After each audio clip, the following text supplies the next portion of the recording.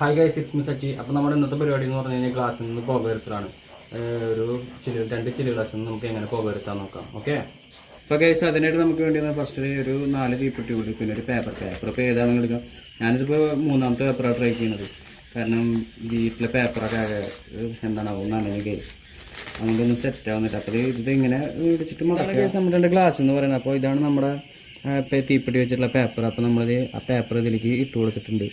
അപ്പോൾ ഇനി നമുക്കിതിനെ ഫയർ ചെയ്യാം. ഫയർ ചെയ്യുമ്പോൾ നമ്മൾ നമ്മുടെ ഗ്ലാസ് കത്തിച്ചിട്ടുണ്ട്.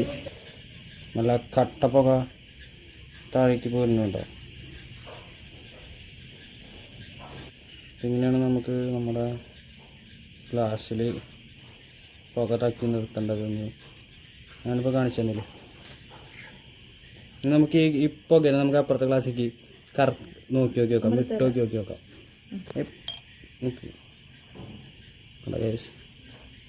ഇവിടെ ഭയങ്കര എയറാണ്, അതുകൊണ്ടാണ്, കാറ്റാണ്. അല്ലെങ്കിൽ നമ്മൾക്കിപ്പോൾ ആ പുകേനെ പിടിച്ചു വയ്ക്കായിരുന്നു.